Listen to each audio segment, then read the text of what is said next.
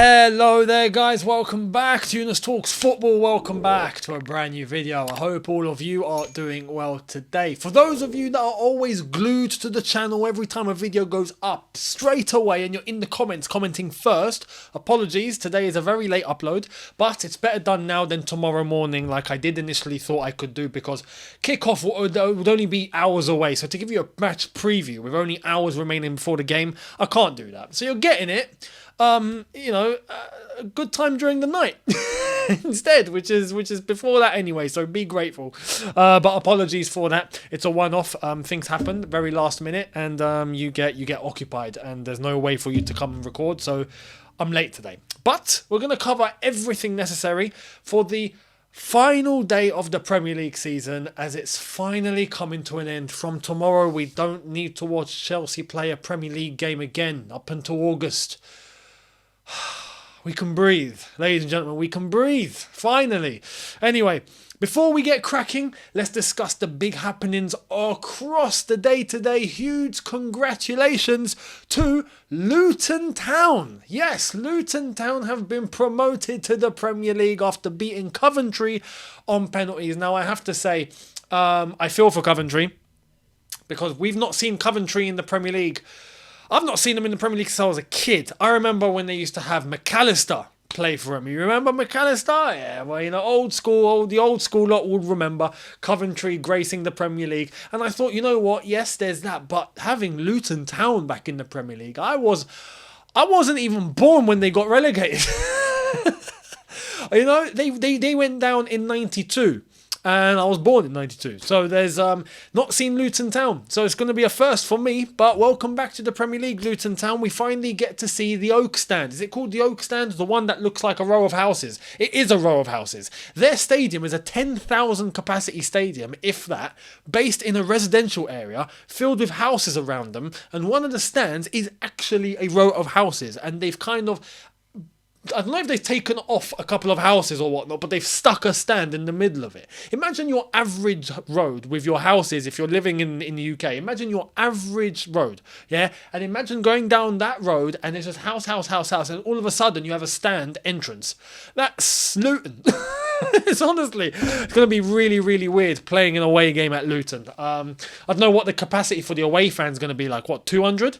Honestly, we've got a bit of maths to do when it comes to Luton and to see how that's all going to work in the Premier League, because it's a very small stadium, very small. So, congrats to Luton Town. Other news: PSG were crowned Ligue 1 champions earlier today. Borussia Dortmund did a Spurs. Actually, no, I take that back. Spurs don't compete for trophies. Spurs don't compete for the Premier League title. These lot were going for the Bundesliga, yeah? So I can say they pulled an Arsenal, right? They threw it away at the last minute. And that's no dig at Arsenal, of course. Arsenal have had a tremendous season overall compared to previous years. But Dortmund had it in the palm of their hands. And they were 2-0 down at half-time at home to Mainz. It's unbelievable. Bayern Munich were away from home to Cologne, and Bayern Munich got the job done. Borussia Dortmund did claw it back to 2-2, but because Bayern Munich won, Thomas Tuchel has won the Bundesliga with Bayern Munich today. So I'm very happy for him. Huge congrats, Mr. Audi TT. I ain't said that in a while, but I missed that. I bloody missed that. But TT has won the Bundesliga, so huge congrats to him. And we have to, on this channel, acknowledge huge congratulations to Chelsea women. 4 consecutive league titles. I mean, that is Chelsea. Premier League champions, or so I say Women's Super League champions, right? They're Premier League champions, man. It's because the men don't know what they're doing, so we kind of have to, up it a little bit. They're Premier League champions. The women have won the league for the 4th time in a row. They've won the FA Cup again. They got to the League Cup final, lost to Arsenal, in the depth. So they got to the final of that, and they got to a Champions League semi-final. From Chelsea standards, that's a pretty normal season. It should be, but the women have been keeping up the standard so much. Huge congrats to Emma Hayes and the girls. Much appreciated for all of their efforts and the way that they are collectively together, and they've got such a beautiful bond, and they just win. They just win. Honestly, it's like watching Chelsea of old with the men. It's like watching Drogba and all them lot when I see Sam Kerr and all them lot. Honestly, fantastic. Huge congrats to Emma Hayes and the women for keeping Chelsea's name at least somewhat there Somewhat there. So there we are. Now we turn to the men. Unfortunately, if you want to switch off, feel free. Chelsea versus Newcastle. Now, this, as far as I'm concerned, I mean, we've said this for quite a few games, right? I said this before we played Bournemouth, should I say. And we were looking at... We played Brighton, didn't we? No, Brentford. We lost to Brentford. So as we lost to Brentford, it was at that point where we were looking and going, okay, we're at a situation now where we're looking to the Bournemouth and the Nottingham Forest games, and that's the only possible time that we might see Chelsea pick up points. That's it. That's the only time we're possibly going to see it happen. So, with that in mind, it honestly does seem like that the games after that we'd known we were going to lose is only going to continue into tomorrow. Why?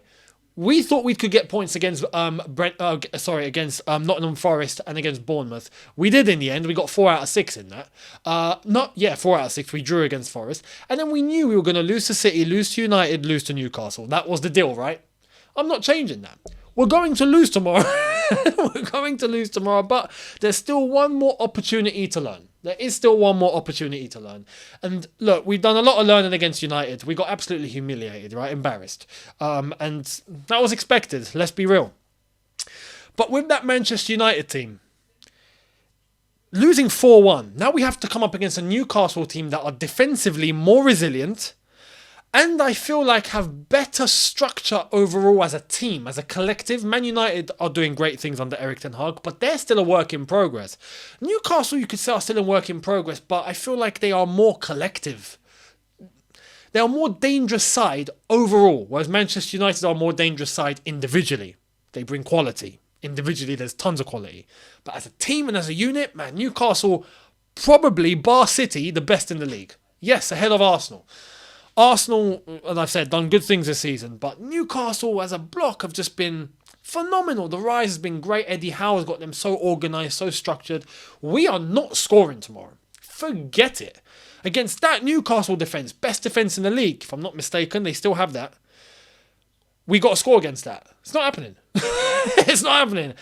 But they might score. And this is why the score that I'm going to give you for the prediction at the end of this video is going to be fairly narrow, but it's only going to go one way.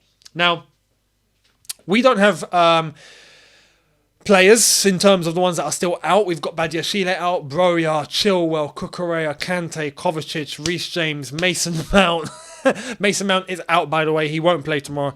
So all of those names are out. For Newcastle, it seems like Joe Linton and Manquillo are going to miss this. They've got Lascelles, Kraft, Nick Pope, Richie, and Willock that are all out as well. So they've still got a good team there. Let's have it right. We are still more of an experimentative sort of side at the moment. We know that there's players we want to see, much like Carney Chukwuemeka, who we saw last game, and despite losing 4-1, we were very happy with his performance. We were happy with Lewis Hall's performance. We were happy with Enzo, right? And I'm going to speak about Enzo very briefly. But apart from him, apart from them, that's it. Everyone else was just like, what are we doing? You know, now there's one name that we absolutely have to see tomorrow, and I'm seeing some people say, no, this guy's not ready yet. He's not ready. Datro Fofana, yeah? How do you know? Tell me, how do you know he's not ready? Oh, wait. You don't. You don't know if he is ready. It could flip both sides, both ways. Do you know if he's ready, or do you know he's not ready? No one knows any. Why? He's not played. He came on for 8 minutes the other day. We didn't even see much there. To be honest, just like we saw the 15 the last time he played, that looked all right. We got to see him play 90. We got to see him play a whole game and see where his level truly is. And I think Poch deserves that from the outside. So we are looking at tomorrow's game expecting a loss, but with the intention of playing the players that need to be seen, that need minutes, and that need to develop, and that need to be given an opportunity to show what they can do, so we have a better idea going into the summer and into the transfer window. We've already outlined that Ugarte could very well happen. I have to say, I think that will happen. I've seen some people in the comments go, oh, no, Younes, no, look, you said Cucurella would be good, right? Oh, what happened there? You can't be saying Ugarte is going to be good. I said Enzo would be good. Is Enzo good? Yes. Has Cucurella been good? No. Absolutely. I was screaming for Cucurella, but it's not black and white. It's not, you called one player, got it wrong, therefore all the rest are wrong. No one seems to bat an eye about what, not just me, but everyone was screaming for us to get Enzo. Go and get Enzo, go and get Enzo, go and get Enzo. We did. What did we get? A top player. Let's be honest, a top player who is struggling because of the players he has around him, and you can see it if you understand his role and you understand what he's trying to do. You can see clearly that he knows what he's doing, but the ones around him, like a Conor Gallagher, haven't got a clue. So you can't blame him, and we are looking to get someone to complement Enzo, especially whilst Kante isn't there and whatnot. Someone that is going to be a 6, someone's going to be a DM in order to allow Enzo to fully reach his potential. Ugarte, I feel like, is that guy. Caicedo is that guy. Could we end up getting both? Doubtful. If we do, we have to get rid of the rest of the midfield. Get rid of all of them. If we have a midfield of Enzo, Caicedo, and Ugarte, lock it off. Sell all the rest. All the other midfielders get rid of, except Chukwuemeka. The rest can be sold. Kovacic can be sold. Keep Kante, because we're going to sign him to a new contract. But apart from that, that's it. Kovacic, Mount, Gallagher, Loftus-Cheek. Everyone, see you later out the door. Right, we move on. Let's start a new era. So there's that. But Enzo, no, Enzo's a top player, so don't disrespect Enzo. I honestly think you will see him shine going forward. But it's not just down to him. It's down to the rest of the team, and it's down to the rest of the club. We are a mess as a club on every single flipping level. Head to toe, it's a mess. So going into tomorrow, there's no expectation. And we absolutely need to be sure that because tomorrow is going to be the last game, there's going to be players that are going to be seeing their final time in the Chelsea shirt. Mason Mount being one of them. Like I said yesterday, it could be a goodbye. And as I said, not just for him, but for many other players too. So we'll see what happens going into the transfer window and how it's all going to pattern out. Frank Lampard looks like he's given up fully. You see his press conference and he just looks like he's just saying, oh, these lads don't train. They ain't got a clue. Let's just finish the season off and I'll be back in some sort of a capacity in terms of a fan. I'll come and watch Chelsea here and there. But it's time to say goodbye to Frank Lampard as well. So look, tomorrow could be just a day of goodbyes after a loss as far as I'm concerned. And I don't see how we're going to score. But in terms of the starting 11, let's get cracking and straight into it. This would be my starting 11. So I'm not changing much. This is exactly the same lineup that I wanted in the last game that I didn't quite get, but I'm putting it again. Player for player. Why? Because I think that's the best that we can go with right now. And I think it enables us to see players in their roles that we absolutely need to see. Aspie cannot play tomorrow. Let's just be honest. He cannot. So, Chalobah at right back. Not a problem. But that means bringing Thiago Silva back in for the final game of the season. Absolutely. Alongside him, Fofana had a flipping stinker against Manchester United. But would you play him or Koulibaly? Is Koulibaly even available? He is, I think. So, this is it. Pick one. Pick the lesser devil. Pick the lesser evil. Lewis Hall, left back, who's played really well, and fair play to him. He absolutely should continue. I don't want to see Chukwuemeka in a double pivot. Can I just say that now? Yeah, I don't want to see Gallagher on the pitch either. So this is why I go back to what I said should have happened the last game. Yeah, Loftus-Cheek's going to be leaving, cool. But he's the only feasible option we have to play a double pivot with Enzo whilst we can put Chukwuemeka a little bit more advanced. We saw what he was doing against Manchester United. Every time he was in a double pivot, we'd leave Enzo in the lone 6 and he would move forward and he would bomb forward. He would do good things on the ball as compared to Gallagher, who just flopped every single time. We cannot have that. Chukwuemeka, for me, needs to play in a bit more of an advanced role. Put him forward. So that means Loftus-Cheek sticks back. Cool. Let him do some of the dirty work for the final time this season. Yeah, don't expect miracles. But him alongside Enzo, I'll be happy with. For tomorrow, bring it. Some physicality as well. For me, Loftus-Cheek brings more than Gallagher. Brings more.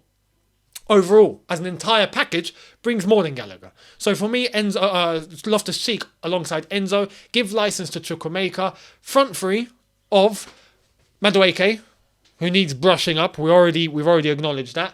On the left-hand side, Felix, right? Felix to play because I wouldn't be totally against Mudryk playing. Let me just say that now because Mudryk needs to be refined as well. But you saw the impact that Felix had when he came on. You saw the sitters that Mudryk was missing. It's night and day. So look, to give us some sort of a chance, and then Poch can do his work when he comes with Mudryk, but Felix to play tomorrow on the left-hand side, and that enables someone that I've been calling for flipping ages now in these games that don't matter since we got 40 points, is Datro Fofana to play 90 minutes up top tomorrow, and let's see what he can bring as a striker, please, against the best defence in the league. What more of a test does he want? If it's not going to be against Man City, it's going to be tomorrow against Newcastle. So for me, Fofana plays, and boy, good luck. Good luck. Show me what you can do. Show us what you can do. And I wish you the best. So, ladies and gentlemen, with Kepa in goal, that is my starting 11. And in terms of a score prediction, as I've said, I'm going to keep it narrow. I would go, I want to say 1-0. I'm going to say 2-0. I don't think we're scoring. Not against that defence. But I do think Newcastle get one goal and then confidence drops and then we concede very, very late the second, and it finishes 2-0. So I'm going Chelsea 0, Newcastle 2, and I hope that is the last time I predict a Chelsea loss, because going into next season, hopefully with Pochettino and the complete new look Chelsea team, I hope to be able to come on here and say, no, you know what, we're picking up 3 points next week. Or, no, we got a game tomorrow, this is a match preview, yeah, 3 points, we're winning 3-0. How long has it been since I've been able to come on here and go, nah, Chelsea, we're winning tomorrow, not a problem. I miss it. I really miss it. I hate having to come on and be honest with you because I feel like you guys are owed that. You're owed transparency, and the least that I can do for you is to be as honest as possible and tell you what I see is true. Is to come and lie and tell you guys, oh no, we're going to win. No. I will tell you if I think we'll lose. I will tell you if I think we'll draw, and I will definitely tell you if I think we'll win, like I have done in seasons past. So hopefully tomorrow is the last one where I expect a loss, and then going into next season, we'll kick it up again. I hope. Anyway, let me know your thoughts with that selection, with the team, with what you think overall, and best of luck to Leeds, Leicester and Everton. Let's see who gets relegated. Luton have been promoted, as I've already mentioned. They were promoted from League 2 only in 2018. Prior to that, I think they were in the conference. So they've made one hell of a journey up to the Premier League. Huge congrats to them. Let's see who's going to go down to the Championship. Who's it going to be? Leeds? Is it going to be Everton? Is it going to be Leicester? Which 2 out of the 3 are going down? Who survives? Let me know down below your predictions on that. I have to say, my initial gut prediction is that Everton will stay up. What do I want to happen? This is going to sound crazy as a Chelsea supporter, but I want to see Leeds survive with Big Sam, just for the bants. Just for the fact that Big Sam can come up and go, I've done it again. I have got a team to survive. Again, let's see if Big Sam can do that, and we'll see what happens tomorrow. It's going to be very interesting, and let's see if Tottenham can get Conference League football. Hopefully not. Anyway, thank you all so much for watching. I will see you tomorrow after the game and after it's all said and done, with all the fixtures having been completed at the same time. So I'll give you my initial reaction to everything completely, as well as Chelsea versus Newcastle. I'll see all of you then. Thank you very much for watching. Hit the subscribe button if you are new. Hit the notification bell to be notified once I've uploaded. Smash the like button if you've enjoyed this. And I'll see you guys tomorrow. Have a good one, people. See you then. Take care. And peace.